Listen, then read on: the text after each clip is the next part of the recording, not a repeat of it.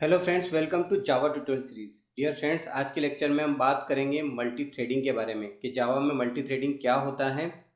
इस लेक्चर के insight multi threading को हम स्टेप बाय स्टेप समझने वाले हैं। लास्ट मोमेंट तक इस लेक्चर को वॉच करें, डेफिनेटली आपको मल्टी थ्रेडिंग के बारे में बहुत अच्छी नॉलेज हो जाएगी। चलिए स्टार्ट करते हैं।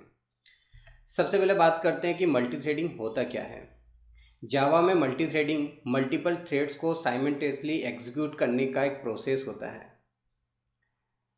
अगर हम बात करें मल्टी थ्रेडिंग की, तो जावा में मल्टी थ्रेडिंग का मोस्टली यूज़ गेम्स और एनिमेशन के केस में हम करते हैं।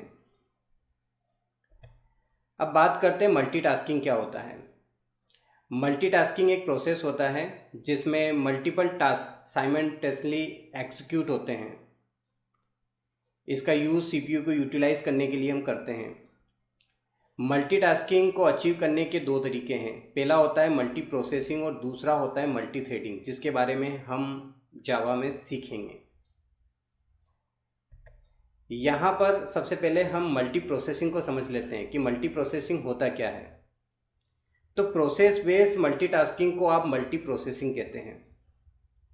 मल्टी प्रोसेसिंग कंप्यूटर सिस्टम में एक ऐसी एबिलिटी रेफर करता है जिससे एक ही टाइम पर एक से ज़्यादा प्रोसेस एग्जीक्यूट हो सके। इसका यूज़ बेसिकली ऑपरेटिंग सिस्टम में किया जाता है। मल्टी थ्रेडिंग क्या होता है। थ्रेड बेस्ड मल्टीटास्किंग को आप मल्टी थ्रेडिंग कहते हैं। जावा में मल्टी थ्रेडिंग मल्टीपल थ्रेड्स को साइमल्टेनियसली एग्जीक्यूट करने का प्रोसेस होता है। आपको ध्यान ये रखना है कि किसी भी थ्रेड के लिए एटलीस्ट एक प्रोसेस का होना ज़रूरी है। अब बात करते हैं कि थ्रेड क्या होता है। अगर हम बात करते हैं थ्रेड की, तो थ्रेड किसी भी प्रोसेस का एक स्मॉलेस्ट यूनिट होता है। इसको हम ऑपरेटिंग सिस्टम के इनसाइड परफॉर्म करते हैं। यहाँ पर टू नोटेशन के बेसिस पे समझने की कोशिश करते हैं थ्रेड को। सबसे पहले बात करते हैं कि जो थ्रेड होता है वो सेम एड्रेस स्पेस को शेयर करता है। दूसरी बात यह है कि जो थ्रेड होता है वो लाइट वेट होता है। अब नोटेशन टू की बात करते हैं। सबसे इम्पोर्टेंट बात कि एक टाइम पर एक ही थ्रेड एग्जीक्यूट होता है।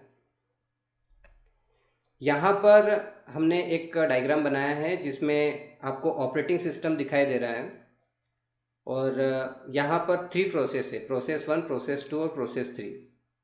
यहाँ पर आप देख सकते हैं कि हर प्रोसेस थ्रेड से मिलकर बना है। प्रोसेस 1 की बात करें तो प्रोसेस 1 में थ्रेड ए, थ्रेड बी और थ्रेड सी है। प्रोसेस 2 में केवल एक ही थ्रेड है, थ्रेड ए। प्रोसेस 3 में थ्रेड ए और थ्रेड बी है।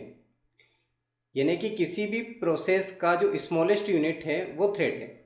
आप देख सकते हैं इस डायग्राम के इनसाइड आपको स्पष्ट रूप से दिख जाएगा।